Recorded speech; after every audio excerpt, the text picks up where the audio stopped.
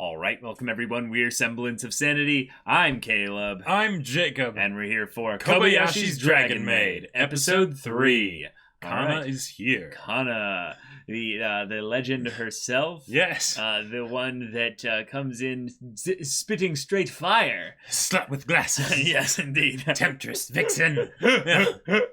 Oh, yeah. But Toru has gotten her accommodated and toured her. Mm-hmm. I can't speak right now. Basically, just given her a proper introduction to the way things go here in this realm. You know, there is not, in fact, humans that can do crazy magical, laser blasts of death. That's just fiction. Apparently, indeed. Yeah, but they did get to play on the teeter-totter, or as they would call it, the catapult trainer thingy. Mm-hmm. Yeah. Mm-hmm. They got to see Kobayashi at work. Yes, that was rather cute. Mm-hmm. But yeah, this is slowly but surely turning into a small little family unit. Yep. And Kana, it's gonna be a part of it. Yeah, gonna be a part of it. So that's wonderful. So y'all, without further ado, let's get into this. All right, everyone. Now be sure to go check out the reaction portion of the video in the description below, and then come back here for the discussion.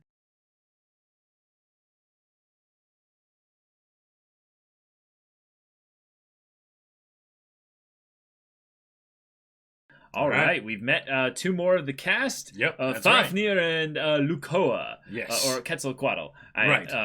Yeah. Okay, cool. So we've got ourselves the Aztec dragon goddess, or Lukoa, and then Fafnir, which I don't know the mythology of Fafnir, but that is a mythological name. Yeah. Gotcha. I'm 99% sure. I don't just remember what culture. But oh man, I love Fafnir. But yeah, Fafnir being the video game shut-in cursed dragon that because loathes humans and is just like, this world is so inconvenient. Makes me want to end it. Because if you think about it, if you have a dragon that guards its horde, and dragons live for a very long time, and it would stay in their lair and all that stuff, that is kind of a shut-in. It is. Like, if you think about it, is basically. Translating into human terms, that is a way to do it, and have a sort of explanation for it. Right, and this anime needs to fulfill the kind of the marketing requirements of specific archetypes for their characters. Yep, and we've now covered two more bases or three more, depending on how you want to look at it. Right, I feel like though. yes. Yeah. Took me a while, but if anything, I still feel like we're missing the what would we be missing right now? The tsundere? What are we missing right now? Maybe. Well, you can't say because you probably just know, but maybe the next character with the single horn doesn't necessarily fit into any specific archetypes. Because I would say, if anything, Toru is kind of like the Genki kind of one. If anything. Toru is definitely the Genki, and then Kana is Kana. The floof blob. And then Lukoa is kind of the airhead, busty, busty one, and then we have Fafnir, who is basically the token guy who's got some severe personality problem. Which in this case, instead of him being a perv, he is the shut-in, which is much better. Because in some ways, I kind of like Toru as the perv of the group rather than anyone else. It works rather well, right? Because and it's specifically with Kobayashi, and there's a reason for that, right? Right, exactly. Now, but the idea of Fafnir watching someone playing Dark Souls and seeing fighting them kill a some dragon demon thing, and he's just like, ugh. He's like, wait, hold on. Of course, they would make a mockery of this. Yeah. I thought, if anything, he was going to continually suicide the character into the dragon. Is just like, die, like shine, just or it's like because but what is, since he is taking it seriously, is it the idea of him being a shut-in and him just wanting, he's a proud dragon, so he wants to beat all the challenges, or is it also something where he's like, this is the territory of some digitalized, other dimensional dragon. I must defeat it and, take its Loot its territory as treasure. my own. Yeah, exactly. Yes, exactly. Uh-huh. That makes sense. We had a little bit of a theme this episode. The We idea did. of when you switch up your environment, change is stressful. And it leads to situations where people that are nearby you, even though you love and care about them, end up inconveniencing you. Yeah. It's too cramped. We have to move. When we move, we have neighbors, and neighbors are loud. That inconveniences us, but we can end up getting probably some pretty cool friendships, relationships through those connections that started because of an inconvenience. So it's finding the connection and the wholesomeness in the midst of life leading to inconveniences. The idea that Toru grates her teeth when she sleeps, and that is extremely annoying. Like, I had a roommate at one point who was someone that was a loud snorer, and it's just like, yeah, of course, okay, that's a thing. But I intentionally just made sure to go to sleep before he did, so I didn't have that problem. Yeah. And when I didn't do it, when I messed up, it wasn't their fault. Like, I just, didn't, accommodate the environmental inconvenience. Yeah. So that is what it is. But I like that Toru, despite being a dragon, has that little bit of insecurity and anxiety regarding whether or not she is a bother, because she knows that I'm a dragon, and my being a dragon is an awkward dynamic within my relationship with Kobayashi. Yep. And it's that thing where Kobayashi, acknowledges that, there is that awkwardness, but at the same time, it's nice. Yeah, it's nice. It's nice not having things be too quiet. Right. And I love that she brought that up to Lukoa. Of course, not letting Toru know, because, gotta keep some things to yourself. But the idea that, I didn't really smile too much either. I mean, in some ways, maybe it's actually partially a thing of, she's kind of in love with me, so I don't want to lead her on too much. Right, exactly. she already has plenty of that just on her own. She has enough burning passion for exactly. Don't need to stoke that flame anymore. Yeah. And my almost probably 30-something-year-old body or what have you, with lower back pain. Lower back pain. Yeah. But there are the little moments where Toru has that little tooth side quirky smile and stuff. The whole thing of the, can I wash your back? It's like, no, it's fine, I can get it. It's like, but like it when I clean things, right? It's like, oh, that's your angle, and she's like, oh. Yeah. It's adorable. Kana continues to be Kana in the background, just doing foof things and being adorable. I loved the little bit of, I must find the comfy spot, and I was like, oh, she found it immediately. That's what I thought she was doing, but it's no, the point was that she didn't find it. And I thought that when she was tugging on Toru, so it was more, she's like, yes, the one with the big mahunga, cheekiness, and have her basically lie in her stomach, and then she rests her head on her butt, just yes, this is wonderful. But instead, no, it's the adorableness of the kitten on the lap. Exactly. It's wonderful. I gotta say though,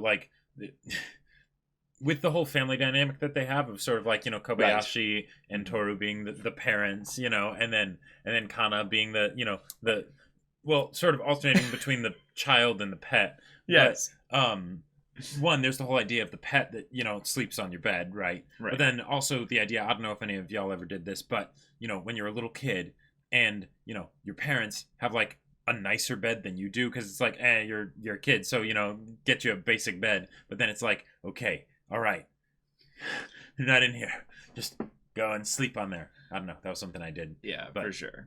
Yeah, so seeing Kana do that, it was just yes. Yeah, it was really sweet. I like that drunk Kobayashi is a consistent character that we get to see plenty of. I like that it's something that is so dramatically different than what Kobayashi's regular personality is. But I would say what's really exciting is that because that is consistent, it actually draws contrast to the points in which we've seen Kobayashi change over the course of just the first 3 episodes. Not just the fact that she is smiling more often, but she is kind of more accommodating towards the ridiculousness that is now her life. Sure. The idea that she's not really freaking out as much regarding just, you're going to invite some dragons over? Yeah. Oh, okay, sure. Yeah, why not? I might strip one or two of you down, once I get drunk enough. Share some with me! That part I was just like, it's justice. I mean, it's it is what it is. You know, the little like arrow eyes like thing that was. What I love is that we don't need to get into like how attracted to them like Kobayashi is really like at all. Just the fact that Kobayashi is so like distracted at specific points just leads to, in some ways, I would say, more variety of options in what you can do in the story that way. Yes, definitely. Just it's more fun. Well, and like okay. Well, and just the surprise, because even though she is used to, Toru and Kana and things like that, there are, their friends aren't necessarily used to being in a human household. That's true. So Fafnir shows up. He's not in his social outfits, shall we say, right? He looked like a demon. He didn't look like a dragon. Yeah.